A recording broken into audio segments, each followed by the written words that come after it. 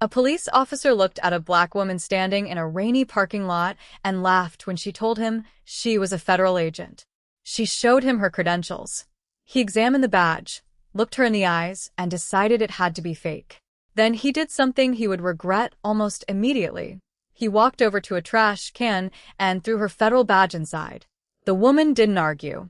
She didn't yell. She didn't even look angry. Special Agent Danielle Carter simply checked her watch. 7:42 p.m. Then she looked back at the officer and calmly said, "You should call your supervisor. You have about 5 minutes before this becomes much bigger than you." The officer laughed. But what he didn't know was that Danielle wasn't alone. Her undercover meeting was being monitored, and when she failed to check in, federal protocol had already kicked in. Minutes later, dark sedans started pulling into the parking lot. And when the doors opened, the smile disappeared from his face. The rain had just started falling over downtown Brookhaven when Special Agent Danielle Carter pulled her black SUV into the parking lot of a small convenience store. Danielle was 38 years old, calm under pressure, and had spent nearly 12 years working federal investigations. That evening, however, she wasn't wearing a suit or standing beside a team of agents. She wore jeans, a dark jacket, and plain sneakers. To anyone passing by, she looked like an ordinary woman stopping to buy coffee after a long day. But Danielle wasn't there for coffee. For 3 weeks, her team had been investigating a sophisticated identity theft operation believed to be operating from several businesses in the area. Millions of dollars had disappeared from victims' accounts, and investigators suspected someone inside the local government might be helping the criminals. Danielle had been told to keep a low profile. She parked, stepped out of her SUV, and started walking toward the store. Then she noticed something. A young man stood beside a silver sedan near the edge of the parking lot. He looked nervous, constantly checking over his shoulder. Danielle recognized him immediately. Marcus Reed, a confidential witness who had agreed to provide information about the investigation. Marcus saw Danielle and began walking toward her.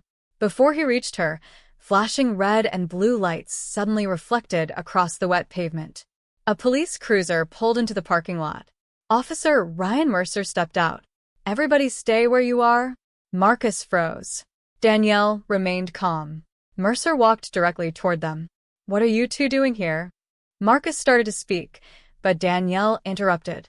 "Officer, I'm going to need you to give us some space." Mercer stared at her. "Excuse me?" Danielle reached slowly toward her jacket. Mercer's hand immediately moved toward his holster. "Don't reach for anything." Danielle stopped. "I'm a federal agent," she said calmly. "My credentials are inside my jacket." Mercer laughed. "A federal agent?" Danielle didn't react. "If you'll allow me to retrieve my identification, I can explain." Mercer studied her for a moment before nodding.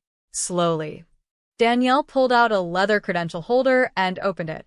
Inside was her federal identification and badge. Mercer took it from her hand. He stared at it. Then he looked at Danielle, then back at the badge. A smirk appeared on his face. "You expect me to believe this?" Danielle's expression hardened. "It's legitimate," Mercer chuckled. "I've seen fake badges better than this." Marcus looked stunned. "Officer, she's telling the truth." Mercer pointed at him. "Nobody asked you." Danielle kept her voice controlled. "Officer Mercer, contact your supervisor. Tell them Special Agent Danielle Carter is requesting verification." Mercer's smile disappeared. "You're giving me orders now? I'm giving you an opportunity to verify my identity." Mercer stepped closer. "Here's what's going to happen. You're going to stay right here while I figure out what scam you're running." Then, before Danielle could respond, Mercer closed the credential holder. He walked toward a trash can beside the store entrance. Danielle watched him.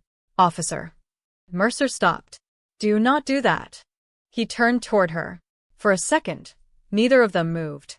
Then Mercer lifted the credential holder over the trash can and dropped it inside.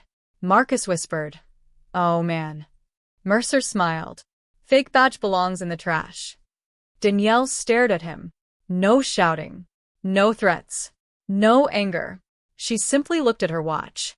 7:42 p.m. Then she looked back at Mercer. "You should call your supervisor." Mercer laughed.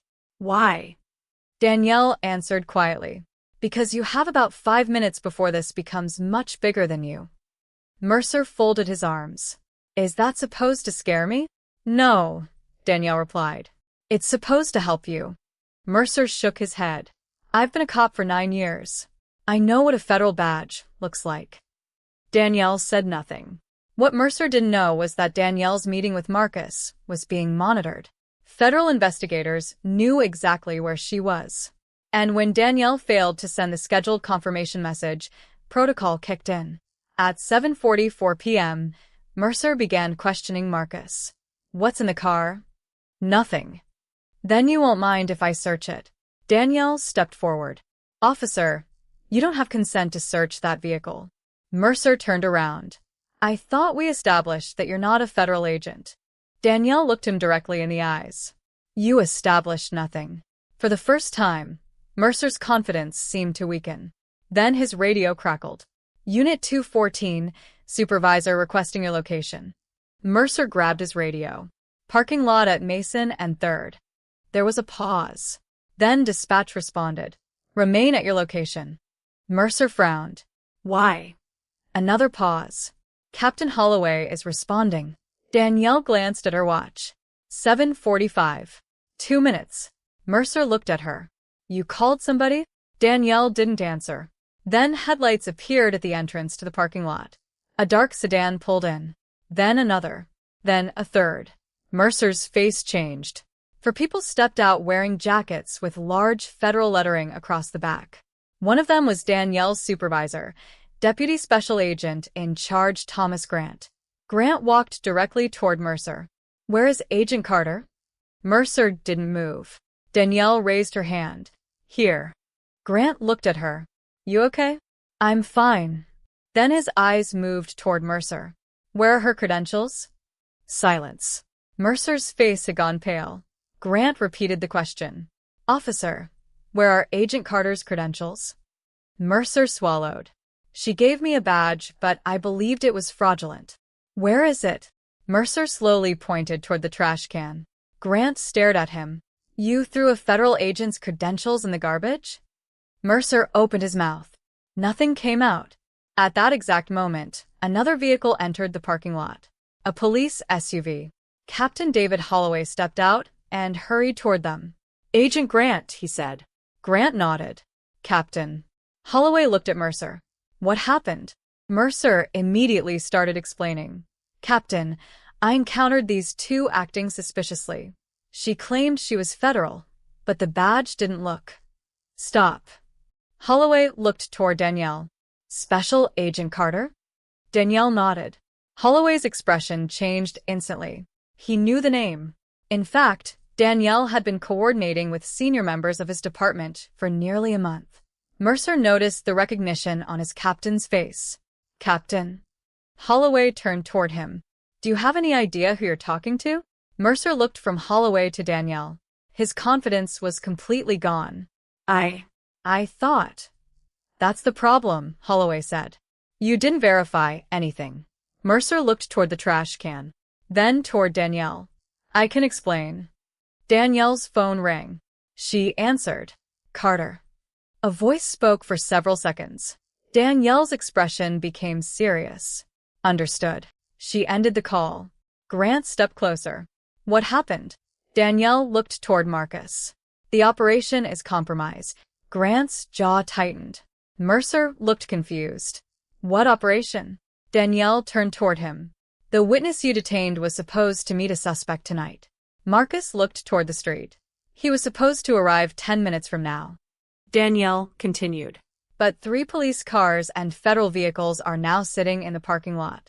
Mercer's face dropped. He finally understood. His mistake hadn't just embarrassed him. It might have destroyed weeks of investigative work. Captain Holloway ordered Mercer to step away from the scene.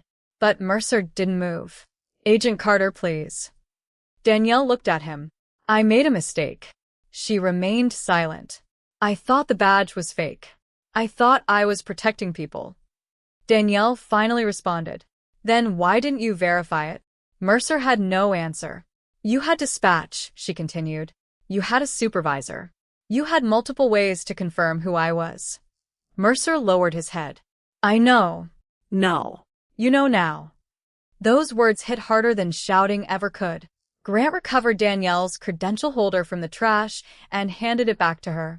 She wiped the rainwater from it. Captain Holloway stepped beside Mercer. You're relieved of duty pending review. Mercer's eyes widened. Captain, please. Give me your weapon and radio. Mercer looked around. Minutes earlier, he had been laughing. Now he was standing in front of his captain and several federal agents, struggling to find words. Agent Carter, he said, please tell him this was a misunderstanding. Danielle looked at him calmly. A misunderstanding is calling me by the wrong name.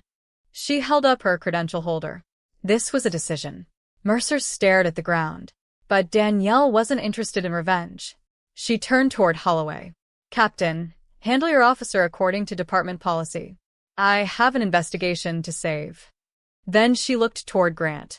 Can we relocate Marcus? We already have another location. Danielle nodded. Let's move. She began walking toward her SUV. Mercer called after her. Agent Carter. Danielle stopped. He stood in the rain. I'm sorry. For several seconds, Danielle said nothing. Then she walked back toward him. You want to know what bothers me most? Mercer nodded. It isn't that you didn't recognize the badge. She paused. It's that you decided I couldn't possibly belong behind it. Mercer's face fell. Danielle continued. A badge doesn't make someone automatically right. Yours didn't make you right tonight, and mine doesn't make me better than you. She looked directly at him. But authority comes with responsibility. When you stop checking facts because you think you already know the answer, people get hurt. Mercer slowly nodded. Danielle turned away. 5 minutes later, the federal vehicles disappeared from the parking lot. The operation wasn't over. Marcus was moved to another meeting point, and investigators managed to reconnect with their suspect later that night. The evidence he provided eventually helped authorities uncover the identity theft network. As for Officer Mercer, the department opened an internal investigation into his conduct. But the moment he would remember most wasn't the arrival of the federal agents. It wasn't seeing his captain, and it wasn't being relieved of duty. It was the moment Danielle stood in the rain and reminded him that the power of a badge means nothing without the judgment to use it responsibly. Earlier that evening, Mercer had looked at Danielle Carter and decided what she could and couldn't be before checking a single fact. 5 minutes later, he discovered how badly he'd misjudged her.